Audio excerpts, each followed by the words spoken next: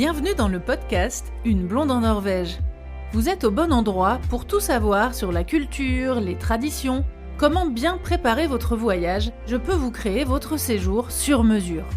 Tout savoir pour venir s'installer en Norvège, vous pouvez passer par mon service de session de conseil par téléphone. Et enfin, apprenez le norvégien avec mes cours en français. Vous pouvez soutenir l'émission en devenant membre sur Patreon.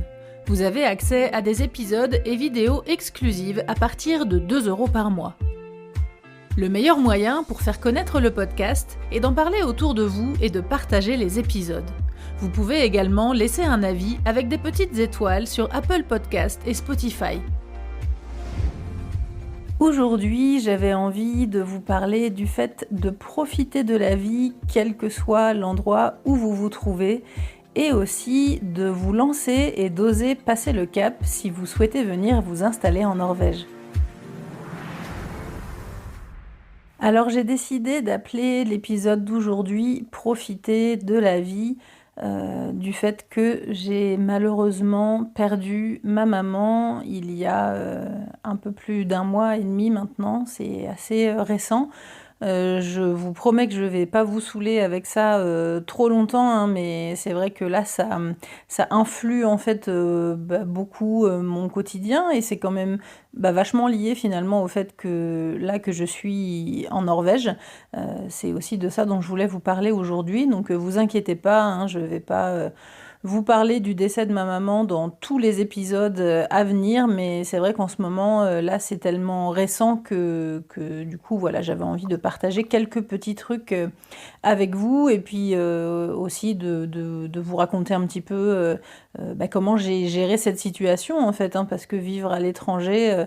Quand on a sa famille dans un autre pays, c'est quand même une question qui revient souvent dans le côté intégration, comment on gère ça avec la famille. Et vivre à l'étranger, comment on gère la distance avec la famille, etc. C'est vrai que c'est un point qui est très important. Il y a beaucoup d'expats qui s'étaient installés ici, en Norvège, et qui sont rentrés en France pour des raisons familiales, ce que je peux tout à fait comprendre. Moi, je suis fille unique, j'ai toute ma famille en France, mais pas forcément au même endroit. J'ai de la famille un petit peu partout, mais j'ai quand même ma famille la plus proche qui se trouve dans les Ardennes, là où sont mes parents.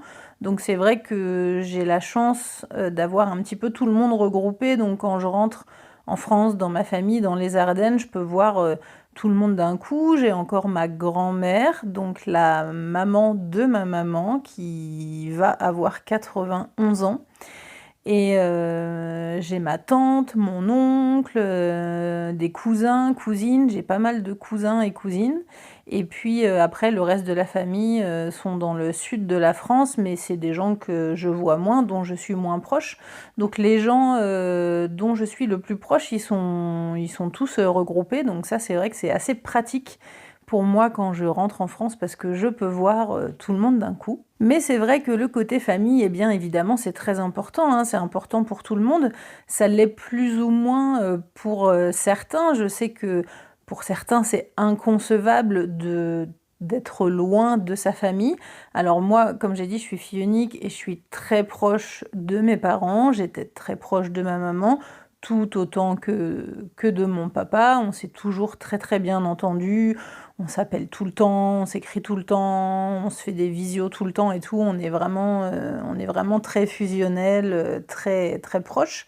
Mais c'est vrai que même avant, quand j'étais en France, quand j'étais à Paris, je rentrais pas non plus les voir tous les week-ends. C'est-à-dire que moi comme tout le monde, je bossais la semaine. Donc le week-end, j'avais envie de me poser, j'avais pas forcément envie de faire du train, d'aller là-bas, de faire des gros repas en famille et tout. J'avais envie de me poser. Donc évidemment que je les voyais plus quand j'étais à Paris que depuis que je suis en Norvège, ça c'est certain. Quand j'ai voulu tenter l'aventure en Norvège, je me suis pas... Évidemment que j'y ai pensé, je me suis dit mes parents vont me manquer, ça va être dur, etc. Mais ils étaient pas si loin que ça de la retraite et je me suis dit ils vont venir me voir et on se verra peut-être tout autant et puis ça leur fera voir un petit peu d'autres choses quand ils viendront me rendre visite en Norvège. Mais ce que je n'avais pas anticipé, c'est que ma maman était quand même en mauvaise santé depuis des années. Et en fait, ils sont pas venus nous rendre visite tant de fois que ça en Norvège, parce qu'à chaque fois qu'ils ont voulu le faire, eh bien, elle a eu des problèmes ou elle n'avait pas la force de venir, etc. Donc, ils sont pas venus tant que ça. Donc, c'est vrai que depuis que je suis en Norvège, je les ai vus quand même moins, même si dans la fameuse période au début de notre arrivée en Norvège, dans l'année 2, 3 et 4, j'ai fait quand même pas mal d'allers-retours en France pour retravailler un petit peu à M6, etc. Je vous parle de cette période-là dans les épisodes sur le travail en Norvège.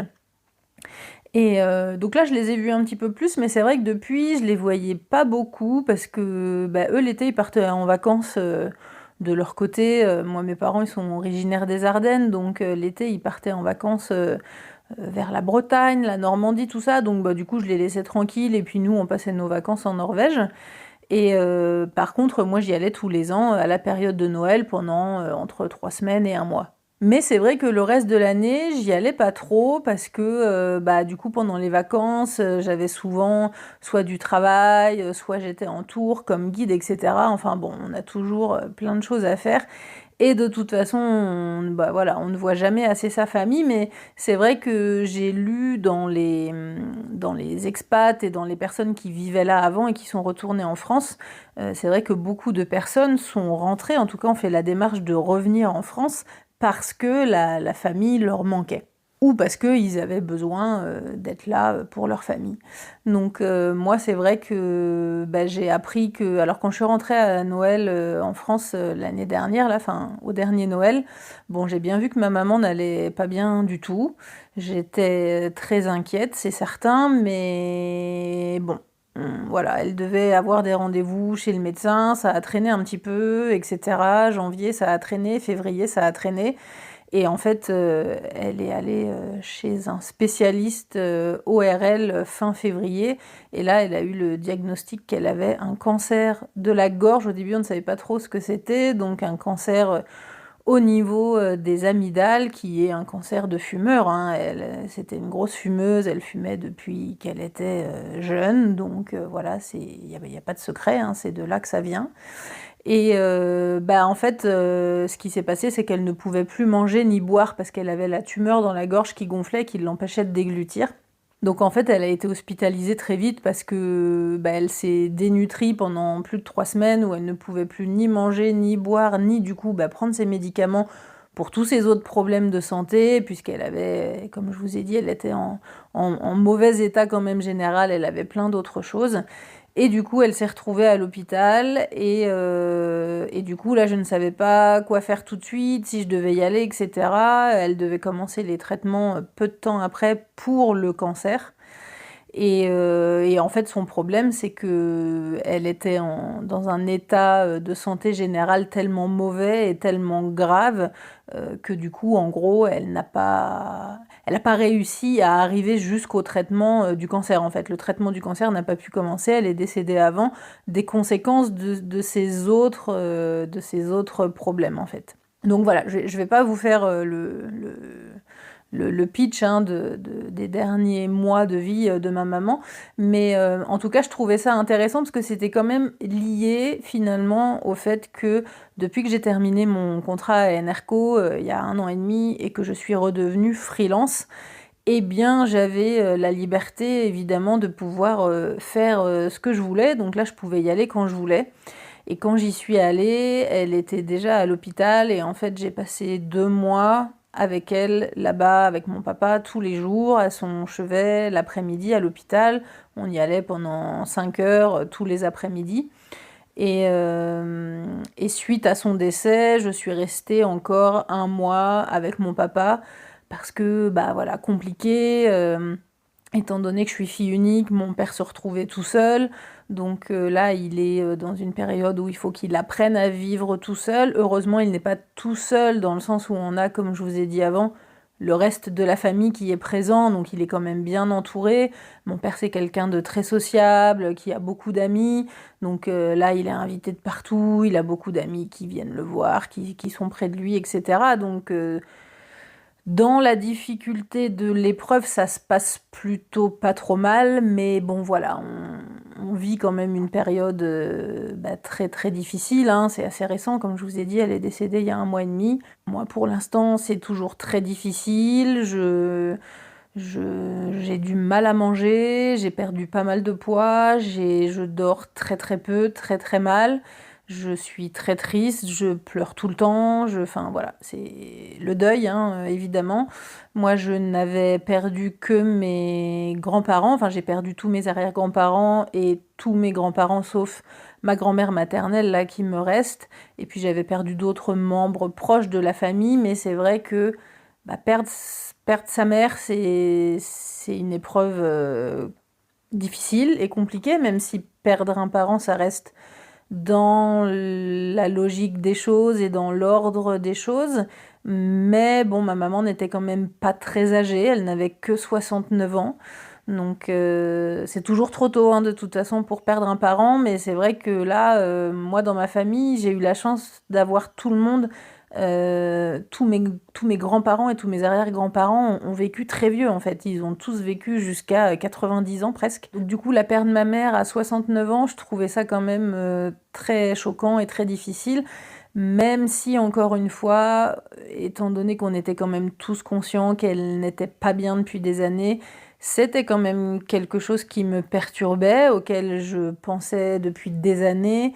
Et voilà, c'est quelque chose qui me trottait dans la tête de plus en plus dernièrement, parce que je voyais bien son état se dégrader. Et j'y pensais, je me disais, ben, comment faire? Je vais pas rentrer en France. Si je rentre en France, de toute façon, je vais pas aller vivre dans les Ardennes. Qu'est-ce que je vais faire? Je peux pas aller vivre près d'eux, puisque près d'eux, j'ai pas d'avenir, j'ai rien à y faire.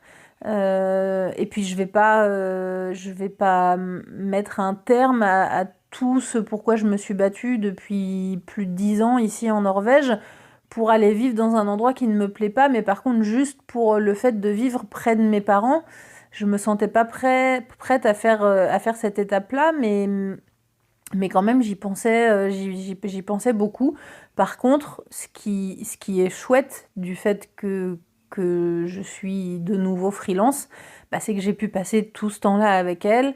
Et c'est vrai que en y repensant, je me disais que bah, si ça s'était arrivé pendant que j'étais salariée à Enerco il y a 2 ans, je sais pas comment j'aurais fait parce que de toute façon j'aurais mis la priorité à ma famille et à ma maman évidemment. Donc si j'avais dû rester plusieurs mois là-bas, quitte à ce que ça casse mon contrat et que je sois virée entre guillemets, bah, je l'aurais fait quand même. J'aurais évidemment priorisé ma relation avec ma mère. Mais en tout cas, en tant que salarié, ça aurait été compliqué, parce qu'en tant que salarié, on a des jours un petit peu comptés spécifiques pour être au chevet de quelqu'un, mais on peut pas partir 3 mois comme ça, ou alors il faut pouvoir poser des congés sans solde, mais dans tous les contrats, on ne peut pas le faire. Enfin bref, en tout cas, c'est quelque chose qui a beaucoup, beaucoup compté pour moi, le fait, parce que c'est quelque chose qui me faisait très peur, en fait, depuis que je voyais l'état de santé de ma maman se dégrader. J'avais très peur qu'il arrive quelque chose et que je sois en Norvège et que ce soit trop tard et qu'il lui arrive quelque chose de soudain et que je ne puisse pas être là et que ce soit trop tard et que quand je rentre en France, ce soit terminé et que je ne la revoie plus. Et là, ce que j'ai apprécié dans la tristesse de cette situation, c'est que j'ai pu me rendre en France et que j'ai pu passer 2 mois avec elle tous les jours. Et ça, c'était très très important pour moi. On a pu rester avec elle jusqu'au dernier moment, jusqu'à son dernier souffle. Elle est décédée dans mes bras.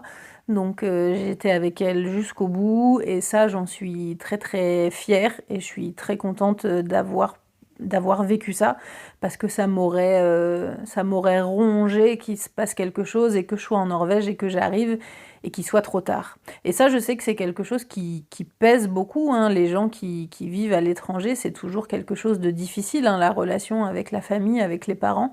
Donc, donc voilà, ça c'était pour le côté un petit peu comment j'ai pu gérer la situation du fait que j'étais freelance et aussi du fait que, eh bien, que la plupart de mes activités et de ce que je fais se passe sur Internet, que ce soit mon travail de travel designer pour l'agence de voyage, tout ce que je gère par rapport à mon site, à mes cours de norvégien en français, à tout le reste, en fait, ça se passe sur Internet. Évidemment, il y a quelques cours que je donne, puisque je donne des cours de français, je donne des cours de chant en norvégien, en privé, à la maison, dans mon studio de musique. Donc tout ça, c'est des cours que j'ai mis en suspens, hein, mais voilà, j'ai expliqué la situation à mes élèves, ils ont été très tolérants et très compréhensifs, et il y a eu évidemment aucun souci là-dessus. Donc j'ai perdu quelques trucs, mais c'est des élèves que je vais reprendre en septembre, là, à la rentrée. J'avais des tours de prévus comme guide que j'ai annulés, évidemment. Donc voilà, mais sinon, honnêtement, tout le reste, j'ai pu bosser à peu près comme à la maison. J'avais emmené mon disque dur avec tout ce qu'il fallait pour travailler, mon ordi portable, mon casque, mon micro, et puis voilà, j'ai pu travailler de là-bas, même si vous imaginez bien que c'était très très difficile, parce que, évidemment, compliqué de se concentrer. Comme je vous l'ai dit, on était à l'hôpital tous les jours, 5 heures par jour, pendant 2 mois, donc je ne pouvais pas travailler l'après-midi. J'essayais de travailler le matin, mais c'était compliqué parce que psychologiquement, très très dur de se concentrer. Et puis aussi, c'était tellement dur d'être à l'hôpital comme ça avec elle non-stop, que dès qu'on pouvait, dès qu'il faisait beau avec mon papa le matin, on essayait d'aller marcher pour aller un peu prendre l'air, parce que sinon on devenait un petit peu fou, parce qu'elle a passé les 3 premières semaines dans un hôpital qui était à 1 heure de chez nous, donc on faisait 2 heures de route par jour, plus le temps qu'on passait avec elle à l'hôpital là-bas. Donc voilà, c'était un petit peu dur, un petit peu lourd à gérer. Mais voilà, tout ça, ça a pu fonctionner grâce au fait que j'étais freelance. Et puis, c'est vrai que c'est pas trop dans mon profil et dans ce que j'aime faire, de faire des leçons de morale aux gens, parce que déjà, j'aime pas qu'on m'en fasse à moi, donc j'essaye de ne pas faire aux autres ce que je n'aimerais pas qu'on me fasse. Mais c'est vrai que là, d'avoir vécu cette période-là, d'être en grosse période de deuil en ce moment, eh bien, évidemment que ça fait cogiter, évidemment que ça fait penser à plein plein de choses. Et, euh, et du coup, c'était juste pour faire une petite parenthèse sur le fait de profiter de la vie. Ça peut paraître bête, hein, on le sait tous, mais c'est vrai que voilà, moi j'ai 41 ans et je touche du bois, mais pour l'instant, la santé et la santé de mes proches, tout va bien, mais c'est vrai que on commence à arriver à un âge où autour de nous, il y a quand même plein plein de gens qui tombent malades, qui ont des choses très graves, et qui n'ont pas forcément profité de ce qu'ils avaient. Donc c'est vrai que, pour parler d'argent, hein, clairement par exemple, c'est vrai qu'il y a beaucoup de gens qui économisent beaucoup, par exemple, ou qui mettent tout leur argent dans l'immobilier ou dans un truc en particulier, et puis qui ne peuvent pas voyager, par exemple, et qui en sont un peu malheureux parce qu'ils se disent peut-être on va payer la maison pendant une dizaine d'années, puis on verra après si on peut voyager, etc. Mais si le fait de voyager, c'est quelque chose qui vous fait envie, ne faites pas d'autres choses au détriment de ça, et faites ça, en fait. Je sais que c'est pas évident, hein, de faire des choix, mais c'est vrai que son argent, même quand on en a beaucoup, voilà, hein, quand il se passe quelque chose et puis qu'on meurt, l'argent, après, il sert plus à rien. Donc profitez-en, vraiment. Profitez de tout, profitez de votre famille, profitez de vos amis, faites les choses quand elles se présentent, essayez d'organiser des voyages, des choses avec vos amis et avec votre famille, et faites en sorte d'en profiter. Si vous êtes à l'étranger, essayez de regrouper les gens, de faire des choses avec vos amis. C'est vrai que là, pour l'enterrement de ma maman, j'ai vu le soutien. L'église du village était pleine à craquer, il y avait plus de 300 personnes. C'était un bel hommage. Il y avait vraiment beaucoup, beaucoup d'amis, de gens qui sont venus. Il y a carrément des amis de mes parents qui ont traversé la France. Ils ont fait l'aller-retour sur 2 jours. Ils ont fait Normandie, les Ardennes. Ils ont fait 2 fois 800 kilomètres pour venir à l'enterrement. C'était vraiment très, très touchant. Moi, j'ai des amis aussi qui ont posé des jours de congé pour venir avec moi, pour me soutenir. Et que, enfin, ça m'a vraiment beaucoup, beaucoup, beaucoup touchée. Donc profitez de ces amitiés-là, profitez de votre famille et voilà, si vous avez un petit peu d'argent, eh bien profitez-en tant que vous le pouvez. Et deuxième point sur le fait de profiter de la vie, c'était un petit peu par rapport au fait de se lancer justement pour changer de vie. C'est vrai que je reçois très souvent des messages sous les photos que je poste quand je poste des belles photos du fjord ou de coins dans lesquels je me promène autour de chez moi, je reçois très souvent des petits messages en dessous de gens qui me disent «Oh là là, mais quelle chance tu as, moi ça me saoule ma vie». Alors je prends un exemple comme ça, de gens qui sont à Paris par exemple. Je prends Paris parce que moi c'est là où j'étais avant et puis c'est vrai qu'il y a une grosse différence entre vivre à Paris et puis vivre là où j'habite, près du fjord en Norvège. Donc je peux tout à fait comprendre les gens qui en ont ras-le-bol de la vie parisienne puisque je suis passée par là. C'est pas du tout pour critiquer Paris, hein. La vie à Paris peut très bien convenir à certaines personnes et évidemment que ça convient à certaines personnes et tant mieux. Mais tout ça pour vous dire que si de partir vivre à l'étranger, et là je prends l'exemple de la Norvège parce que vous écoutez ce podcast sur la Norvège, mais je veux dire, si vous écoutez ce podcast juste par curiosité, mais qu'en vrai vous avez envie de partir vivre, j'en sais rien moi, au Canada ou en Australie, faites tout ce qui est dans votre pouvoir pour le faire parce que la vie passe vite et puis parce que si c'est quelque chose que vous avez envie de tenter et que après vous vivez un peu le truc par procuration en regardant comment font les autres, vous allez être frustré, vous allez être triste et vous allez être déçu de ne pas vous être lancé. Même si je sais très bien que c'est difficile, hein, je l'ai fait moi-même. C'est vrai, quelquefois, j'ai des réflexions de gens qui me disent «Ah bah oui, mais c'est facile pour toi, ça a été facile». Bah non, ça n'a pas été facile du tout. Je vous prépare pour la rentrée prochaine un podcast, justement, un épisode sur un résumé. Je vais essayer de faire pas trop long, sur un petit peu mon parcours et mon histoire par rapport à depuis que je suis arrivée en Norvège en fait, parce que quand j'ai commencé ce podcast, j'avais fait un petit épisode de présentation dans lequel vraiment j'expliquais ce que je faisais à Paris et comment je suis arrivée en Norvège. Mais quand j'ai enregistré cet épisode, il me semble que je ne travaillais pas encore à Enerco. Et bref, il s'est passé évidemment beaucoup de choses puisque je fête cet été mes 10 ans de vie en Norvège. Donc je me disais que voilà, pour célébrer ça, ça vaudrait le coup d'enregistrer un épisode dans lequel je vous raconte un petit peu en résumé déjà pourquoi je suis venue m'installer en Norvège, comment j'ai fait et surtout qu'est-ce que j'y ai fait depuis que je suis là, comment j'ai fait pour apprendre le norvégien, pour travailler, etc. Puisque ce sont les questions qui reviennent le plus souvent. Mais du coup, tout ça pour dire que si vous avez écouté un petit peu les interviews que j'ai déjà données pour d'autres podcasts, quand j'étais moi-même invitée sur d'autres podcasts, vous savez très bien que mon intégration en Norvège, elle n'a pas été facile du tout, que j'ai beaucoup galéré, qu'on a même plusieurs fois failli rentrer en France parce qu'on galérait, hein, on n'arrivait pas à trouver de taf, on parlait pas norvégien. Donc non, ça n'a pas été facile du tout. Le seul point sur lequel ça a été plus facile pour nous peut-être que pour d'autres, c'est qu'on n'avait pas d'enfants. On a déménagé ici tous les deux, donc avec mon compagnon qui est français aussi. Donc je ne suis pas tombée amoureuse d'un beau Norvégien et ce qui aurait pu faciliter l'intégration, mais je suis tombée amoureuse d'un beau français.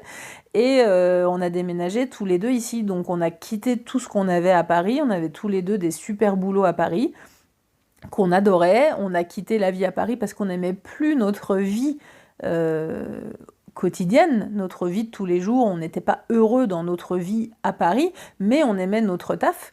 Et on n'est pas parti sur un coup de tête, hein. On a mis 4 ans à préparer ce projet, donc c'est tout ça que je vous raconterai dans l'épisode résumé. Non, ça n'a pas été facile du tout, on s'est battu.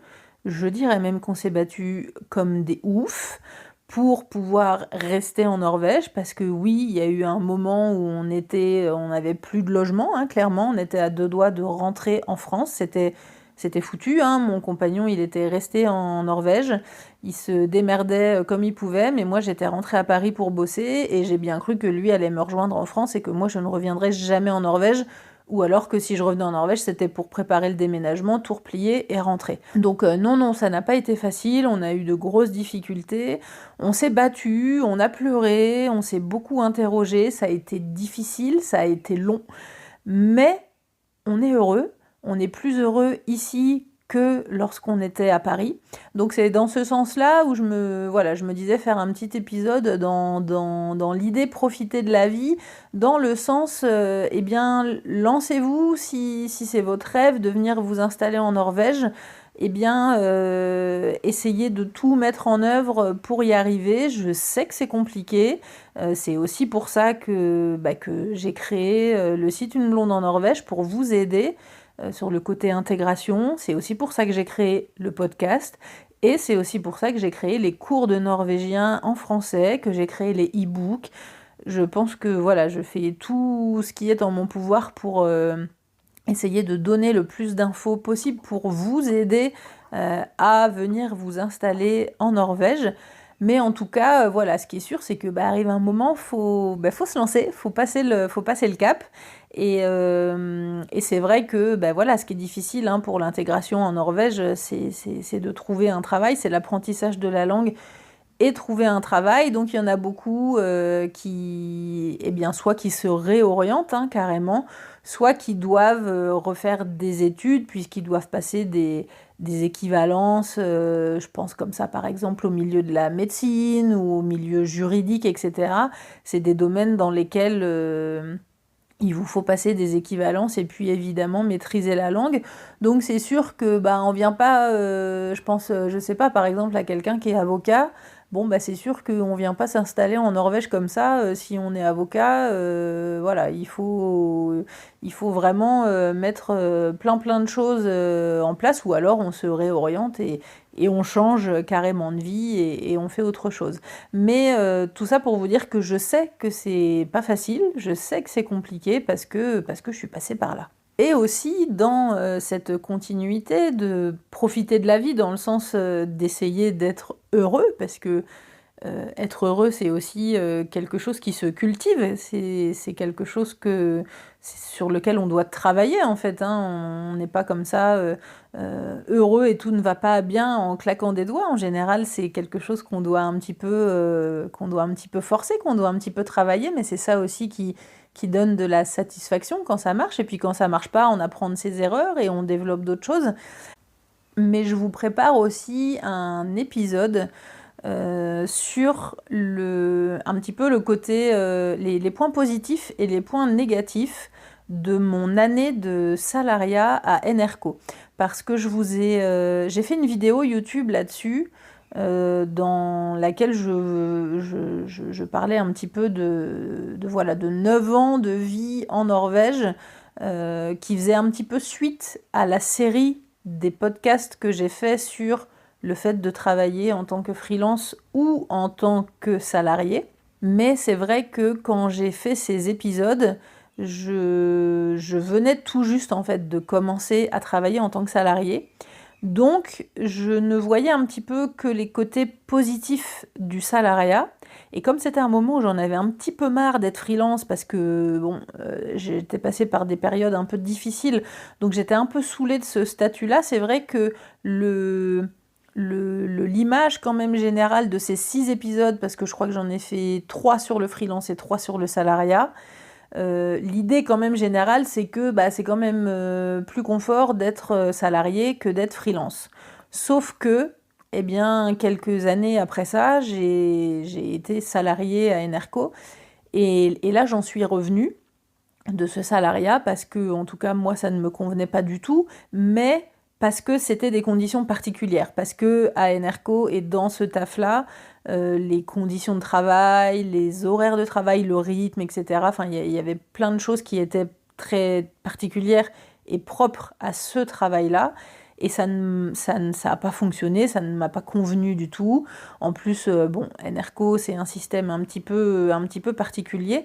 Donc je trouve que c'est assez intéressant parce que finalement tout ce dont je vous parlerai dans cet épisode-là, c'est pas forcément lié que à Enerco, ça peut être applicable à plein d'autres boulots en fait pour d'autres salariats classiques. Donc euh, donc voilà, et puis sur l'épisode que j'avais fait, enfin sur la vidéo YouTube que j'avais faite, je parlais un petit peu, je vous disais de pourquoi je n'ai pas aimé en fait cette année de salariat à Enerco, mais j'ai pas forcément parlé, en tout cas comparé les points positifs et les points négatifs. Donc voilà, j'ai commencé à travailler un petit peu sur la ligne conductrice de cet épisode et je vous enregistrerai ça et c'est un épisode qui sera diffusé à la rentrée. En tout cas, ce qui est très chouette dans ma nouvelle vie, dans le retour à ma vie de freelance depuis que j'ai terminé ce contrat à Enerco, c'est que eh bien, je peux gérer mon temps libre comme je veux et faire ce que je veux. Et donc, eh bien voilà, les périodes où ça va pas trop, comme en ce moment, je peux aller marcher, je peux aller faire du vélo, je peux aller au bord de la mer, je peux aller plus au sport, etc. Je peux faire plus de choses qui contribuent à mon équilibre de vie et au fait que je me sens heureuse ici. Et c'est des choses que je ne pouvais plus faire quand j'étais salariée. Donc voilà, je vous raconterai tout ça. Et puis, je vous rappelle que vous pouvez m'écrire soit sur les réseaux, soit m'envoyer un mail, soit laisser un post sous le message de podcast en fonction de la plateforme que vous utilisez pour écouter cet épisode, pour me dire voilà, s'il y a des thèmes que vous voudriez que j'aborde. En particulier, je fais quand même régulièrement des sondages et je vous demande sur Instagram essentiellement. Mais en tout cas, voilà, n'hésitez pas à m'écrire ou à m'envoyer un petit mot pour me dire, voilà, j'aimerais bien que tu parles de tel ou tel sujet. C'est assez rigolo d'ailleurs parce que souvent, vous m'envoyez des messages en me disant, j'aimerais bien que tu parles de ce thème-là. Et en fait, très souvent, c'est des thèmes que j'ai déjà abordés. Et je sais hein, que sur mon site et dans le podcast, bah, il commence à y avoir pas mal de contenu et il commence à y avoir beaucoup d'épisodes, hein, bientôt 160 épisodes. Mais je vous rappelle que si vous allez écouter le podcast sur la plateforme Ocha et sur certaines autres plateformes, sur Deezer et sur Spotify et sur Apple Podcast, je crois pas qu'on puisse faire de recherche par mots-clés, mais sur Podcast Tracker et sur la plateforme de Ocha, vous avez un petit onglet de recherche en fait et vous pouvez taper un mot-clé et ça vous sort les épisodes qui sont concernés. Donc si vous tapez par exemple été, eh bien vous allez avoir tous les épisodes qui concernent l'été que j'ai déjà fait qui se trouvent dans la liste des épisodes. Donc je vous invite à faire des recherches comme ça s'il y a un thème qui vous intéresse et si vous n'êtes pas trop sûr, si vous ne savez pas si j'ai déjà traité ce thème-là. Et puis profitez de l'été. Là, c'est le dernier épisode et puis je ferai l'épisode de bonnes vacances la prochaine semaine. Mais en tout cas, profitez de l'été pour réécouter. Je reposte pas, je sais qu'il y a des podcasteurs qui republient les podcasts d'été sur les plateformes de podcast. Moi, j'aime pas faire ça parce que j'en ai déjà beaucoup d'épisodes et je sais que c'est déjà pas évident de s'y retrouver. Donc, je vais pas reposter tous les podcasts sur l'été, etc. Mais j'ai fait des playlists qui sont aussi disponibles si vous écoutez sur la plateforme Ocha. Vous avez des playlists qui sont classées par thème et j'ai traité de toutes les saisons, une par une. Il y a donc l'été, si en ce moment vous êtes en train de préparer un voyage en Norvège pour l'automne ou pour l'hiver prochain, vous avez vraiment tous les conseils en fonction des saisons. Vous avez aussi des podcasts avec des conseils pour bien préparer votre voyage. Vous avez aussi des podcasts concernant les e-books, les guides numériques que j'ai sortis. Il y a un guide numérique sur Oslo, un guide numérique sur Bergen et un guide numérique sur un circuit pour aller voir les fjords justement entre Oslo et Bergen. Vous avez des podcasts sur les fjords, vous avez des podcasts sur l'histoire de Bergen, vous avez des podcasts avec des invités qui sont des gens à qui j'ai créé des voyages et du coup on parle un petit peu de la création de ce voyage et on donne des conseils pour bien organiser son voyage et pour bien réussir son voyage une fois sur place. Donc vraiment, il y a de quoi faire. Donc je ne sais pas si vous avez déjà fait tout le tour des épisodes, mais en tout cas, vous pouvez vous faire un petit mode replay cet été pour réécouter tous ces épisodes-là.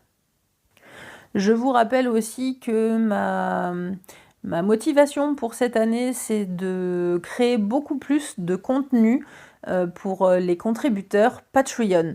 Donc je vous réexplique vite fait ce que c'est que cette page Patreon, parce que c'est vrai que c'est pas forcément, c'est connu quand même en France, mais c'est pas forcément évident de comprendre ce que c'est. En fait, c'est une espèce de page de fan club, en tout cas de soutien de contributeurs. Et vous payez une somme par mois et vous avez le droit à des contributions. Donc par exemple pour 2 € par mois, vous avez des podcasts exclusifs. Donc je publie des podcasts sur cette page-là qui sont uniquement disponibles pour les gens qui sont abonnés. Et j'ai plus ou moins, alors là je crois qu'il y a plus d'une centaine de contributions. Si vous vous inscrivez aujourd'hui, que vous payez 2 €, ça débloque plus de 100 vidéos, podcasts exclusifs, articles, sondages, etc. Plus de 100 posts. Et ma résolution pour cette année, c'est de publier beaucoup plus pour cette plateforme, pour remercier tous les gens qui me soutiennent. Donc je publierai une semaine sur 2 un podcast public qui sera ici sur toutes les plateformes gratuites et une semaine sur 2 un podcast privé bonus exclusif qui sera réservé à ces contributeurs Patreon. Et je publierai aussi entre 1 fois et 3 fois par mois des vidéos vous présentant des lieux où je vais, etc. pour vous montrer des choses. Et puis, je ferai des vidéos de cours de norvégien qui seront aussi dédiés aux contributeurs qui ont le niveau à partir de 5 €. Donc voilà, si vous aimez le podcast et que vous souhaitez me soutenir et que je puisse continuer à ce rythme-là, eh bien n'hésitez pas à aller faire un petit tour sur la page Patreon. Comme je l'ai dit, vous avez des formules à partir de 2 € avec seulement les podcasts exclusifs et vous avez la formule à 5 € avec là les vidéos et plein d'autres choses. Vous avez des cadeaux, vous avez des e-books en cadeau, vous avez des photos en Full HD, vous avez des contributions différentes en fonction de chaque niveau. Donc je vous invite à aller jeter un œil sur la page Patreon. Le dernier épisode de cette saison avant les vacances d'été, ce sera la semaine prochaine. Je ne vous souhaite donc pas encore tout à fait de bonnes vacances puisque pour moi c'est pas tout à fait les vacances. En tout cas, bonnes vacances à vous si vous êtes en vacances. Mais je vous dis à la semaine prochaine pour le dernier épisode de la saison. Retrouvez l'émission sur toutes les applications de podcast et en format vidéo sur YouTube. N'hésitez pas à partager les épisodes et à laisser un commentaire sur Apple Podcast ou sur Spotify. Merci à Louise, Eddie et tous les autres contributeurs qui soutiennent l'émission sur Patreon. À bientôt!